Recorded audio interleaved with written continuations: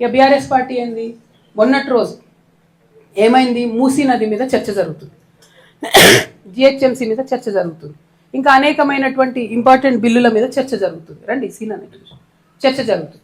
ఈ సందర్భంగా ఏమైంది, ముఖ్యమంత్రి గారు నేను గతంలో ఉన్న పార్టీలో ఒక గుంటనక్క గారు ఉంటారు, వారిని మీరు అందరూ హరీష్ రావు గారిని పిలుచుకుంటారు. ఆయనను చూసి నేనేదో మాట అన్నాడు, అనగానే నన్ను అంటవా నువ్వు అని చెప్పి అసెంబ్లీ మొత్తం వాయిదా వేసుకొని వెళ్ళిపోయాడు. అరే ఒక్క మాట వ్యక్తిగతంగా ముఖ్యమంత్రి ఏదో నిన్నంటే మొత్తం అసలు ప్రతిపక్షమే లేకుండా, ప్రతిపక్షం అంటే ఏంది, ప్రజల గొంతుక, ప్రతిపక్షం అంటే ఏంది, అన్యాయం ఎట్లా జరుగుతుందని ప్రశ్నించేటటువంటి ఒక వాయిసే ప్రతిపక్షం. It is not a party, it is a big responsibility. దాన్ని వదిలేసి మొత్తం సభ 5 రోజులు ఎట్లా మీరు బాయ్కాట్ చేసిపోతారు? ఏంది, కేవలం హరీష్ రావు గారిని ఒక మాట అన్నందుకు బాయ్కాట్ చేసిపోతారా? కేసీఆర్ గారిని ఎన్ని తిట్లు తిట్టినా రేవంత్ రెడ్డి గారు ఎప్పుడన్నా బాయ్కాట్ చేసిన హరీష్ రావు గారు? మొన్న ఈ గుంటనక్కకు డిప్యూటీ ఫ్లోర్ లీడర్ ఇవ్వగానే నేను చెప్పిన బీఆర్ఎస్ పార్టీని ఎవరు కూడా కాపాడలేరు అసెంబ్లీకి రాకపోతే అని. ఏం చేసిరు నిన్న? పోనీ జనరల్గా నేను కూడా పార్లమెంట్లో పనిచేసిన కదా, నేను కూడా ఎమ్మెల్సీగా పనిచేసిన కదా, ఒక ఏదన్నా అంశం మీద మనకు అభ్యంతరం ఉంటే అప్పుడు చర్చ ఒక అంశం మీద జరుగుతుంటే ఆ అంశం మీద వాకౌట్ చేయొచ్చు, మళ్ళీ రావాలా, నెక్స్ట్ అంశం మాట్లాడాలి. ఎందుకంటే నెక్స్ట్ అంశం కూడా ప్రజలకు ఇంపార్టెంట్ ఉంటుంది. నిన్న మూసీ ఇష్యూ టైంలో డిస్ప్యూట్ అయింది. మూసీ అయిపోయినాక ఏం చేసిరు, హైదరాబాద్లో 300 డివిజన్లు చేయడానికి బిల్లు పెట్టిరు. మరి అది అవసరం లేదా చర్చ? మనం 1/3 తెలంగాణ పాపులేషన్, 3వ వంతు తెలంగాణ పాపులేషన్ హైదరాబాద్లో ఉంటుంది. వాళ్ళకి సంబంధించి అంత పెద్ద నిర్ణయం జరిగితే ఎక్కడుంది ప్రతిపక్షం వాయిస్? లేదు. ఎందుకంటే హరీష్ రావు గారిని ఆయన ఏదో అన్నాడు కాబట్టి ముఖ్యమంత్రి గారు వీళ్ళు పార్టీకి వాకౌట్ చేసిపోతారు. అసలు నేను ఇవాళ 2 స్పష్టంగా తెలంగాణ ప్రజలను, బీఆర్ఎస్ పార్టీని ఒక ప్రశ్న అడగదలుచుకున్నాను. ఈ వాయిదా వేయాలనే నిర్ణయం డిప్యూటీ ఫ్లోర్ లీడర్గా హరీష్ రావు గారు తీసుకున్నారా? నేనైతే ఆయనే తీసుకున్నాడు అనుకుంటున్నాను. ఎందుకు? తర్వాత మైకు మన ఇంకొక డిప్యూటీ ఫ్లోర్ లీడర్ గారికి ఇస్తే, సవితమ్మ గారికి ఇస్తే, వద్దు నేను మాట్లాడా, నా టైం కూడా హరీష్ రావు గారికి ఇవ్వండి అని ఆమంటారు. తర్వాత ఇంకో deputy floor leader Srinivas Yadav గారికి ఇస్తే, వద్దు నేను మాట్లాడా, నా టైం కూడా ఆయనకే ఇవ్వండి అంటారు. అంటే అందరు డిప్యూటీ ఫ్లోర్ లీడర్ గారికి ఈ ఒక్క ఫ్లోర్ లీడర్కే టైం ఇవ్వండి అని అడిగితే వాళ్ళు ఇవ్వమన్నారు. సరే, కాంగ్రెస్ తొండి చేసింది అన్నది పక్కన పెడితే బీఆర్ఎస్ ఇష్యూ ఆలోచిస్తే ఈ నిర్ణయం హరీష్ రావు గారు తీసుకుంటే డెఫినెట్గా కేవలం బీఆర్ఎస్ పార్టీలో ఇవాళ మొత్తం హరీష్ రావు గారే ఆయన ఒక గుంపు తయారు చేసుకుంటున్నారని క్లారిటీగా అర్థమవుతుంది. 2, ఒకవేళ ఆయన నిర్ణయం కాదనుకుందాం, కేసీఆర్ గారో పైనుంచి పార్టీ నుంచి వర్కింగ్ ప్రెసిడెంట్ గారు చెప్పారు అనుకుందాం. నేను మాత్రం చెప్తా ఉన్నా, ఒకవేళ అట్లా అయింటే, నిర్ణయం పైనుండి వచ్చింటే డెఫినెట్గా ఇది శ్రేయస్కరమైనటువంటి పద్ధతి కాదు.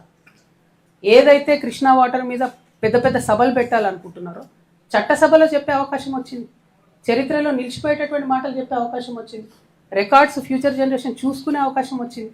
అది కాదని ఆ ఇష్యూ బయట మాట్లాడతామంటే ఇది కరెక్ట్ కాదు, శాంటిటీ అంతకన్నా కాదు.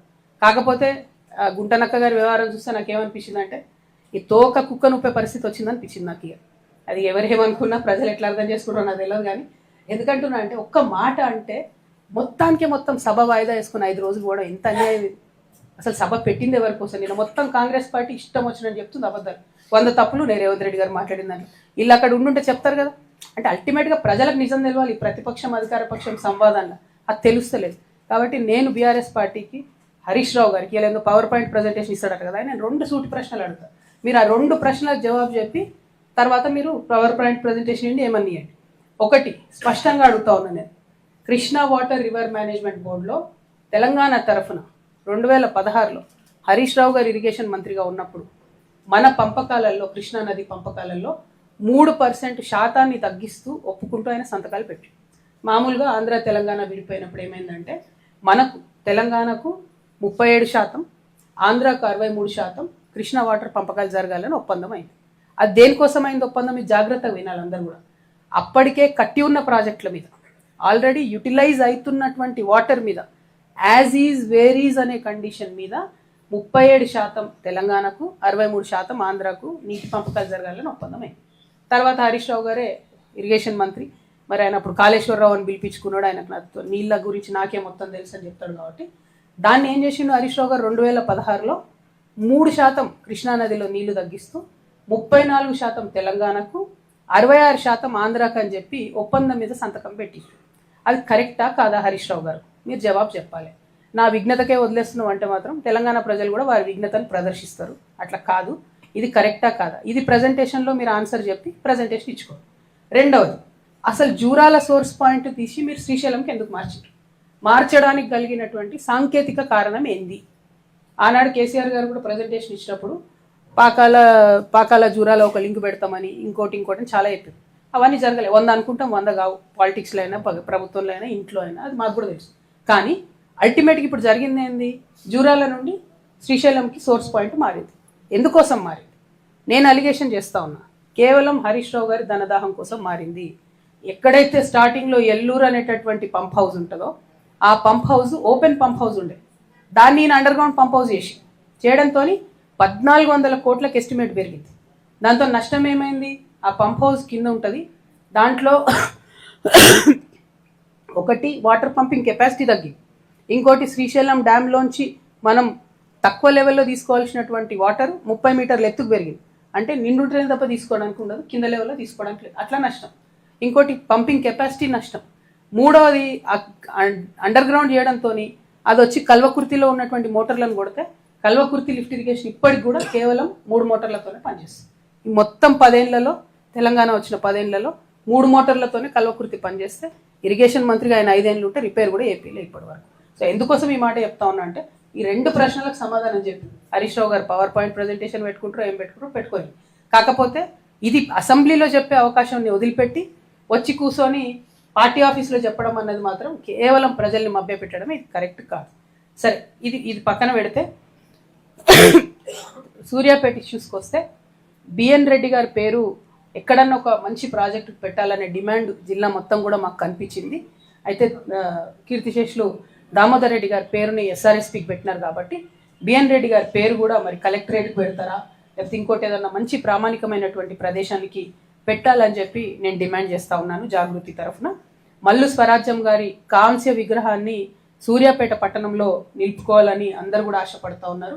అది ప్రభుత్వ ఖర్చుతోనే అధికారికంగా చేస్తే ఆవిడకు మర్యాద ఉంటుంది అనేటటువంటి విషయాన్ని నేను తెలియజేస్తా ఉన్నాను. అట్లానే మన ఉప్పల మల్సూర్ గారని పాపం 5 సార్లు ఎమ్మెల్యే, పీడిఎఫ్ పార్టీ నుంచి 4 సార్లు ఎమ్మెల్యే. అంటే ఆయన చెప్పులు కుట్టుకుంటే చనిపోయేటప్పుడు కూడా అంత నిరాడంబరంగా బతికినటువంటి వ్యక్తి, మంచి మనిషి. ఆయనను కూడా గౌరవిస్తూ ఏదో ఒక ఇన్స్టిట్యూట్కి వారి పేరు పెట్టాలని చెప్పి నేను డిమాండ్ చేస్తూ ఉన్నాను. అట్లానే బండి యాదగిరి గారికి కూడా దళిత బిడ్డ, మన నూతనకల్ మండలమే కేతేపల్లి ఎల్కపల్లి గ్రామానికి సంబంధించినటువంటి వ్యక్తి. ఇక ఆయన రాసిన పాట మనందరికీ తెలిసిందే. ఆ స్ఫూర్తితోనే నిజాం మీద కూడా యుద్ధం చేసినాం, ఆ స్ఫూర్తితోనే నేను కూడా గుంటనక్కల మీద ఉద్యమం చేస్తా కాబట్టి బండి యాదగిరి గారిని కూడా మరి ఖచ్చితంగా గౌరవించుకోవాల్సినటువంటి అంశం. దానికి ప్రభుత్వం ఆలోచన చేయాలని చెప్పి నేను కోరుతా ఉన్నాను. మరి మారోజు వీరన్న గారు సామాజిక తెలంగాణ అనేటటువంటి అంశాన్ని మొట్టమొదట ప్రతిపాదించినటువంటి వ్యక్తి. తెలంగాణ సమాజం అంతా కూడా పునరేకీకరణ ఎట్లా జరగాలి, ఏ విధంగా కులాలు మతాలకు మధ్యలో ఒక మంచి అండర్స్టాండింగ్ రావాలి, తద్వారా తెలంగాణ సమాజంలో అందరికీ కూడా అవకాశాలు రావాలని ప్రతిపాదించినటువంటి విప్లవ వీరుడు మారోజు వీరన్న గారిని మరి వారి కొత్తగూడెం కరివిరాల గ్రామానికి వెళ్ళి నిన్న అక్కడ వారిని గౌరవించుకొని రావడం జరిగింది. వారి స్ఫూర్తితో తెలంగాణ జాగృతి ఉద్యమం చేస్తుందని కూడా ఈ సందర్భంగా తెలియజేస్తూ, మరి వారిని గుర్తు చేసుకుంటున్నాం కాబట్టి నిజంగా ఒక్కొక్కటి జరుగుతున్న పరిణామాలు, మావోయిస్టులను లొంగ తీసుకుంటున్నటువంటి తీరు చూస్తే తెలంగాణ యావత్ సమాజం కూడా బాధపడుతున్నది. నేను మావోయిస్ట్ అన్నదమ్ములందరికీ కూడా పిలుపునిస్తా ఉన్నా, మనకిప్పుడు అడవులలో ఉండి గన్నులు పట్టుకొని ఉద్యమం చేసేటటువంటి పరిస్థితి లేదు. చాలా కర్కశమైనటువంటి కేంద్ర ప్రభుత్వం ఉంది కాబట్టి తెలంగాణ సమాజానికి మీ అవసరం ఎంతో ఉంది. మీరు రాజకీయబద్ధంగా కొత్త సంస్థలు వస్తున్నాయి, అనేక మంది వస్తూ ఉన్నారు. మాలాంటి వాళ్లకు మీరు దారి చూపించి తెలంగాణ సమాజంలో మంచిని చేయడానికి బలాన్ని ఇవ్వాలని మిమ్మల్ని రిక్వెస్ట్ చేస్తున్నాను.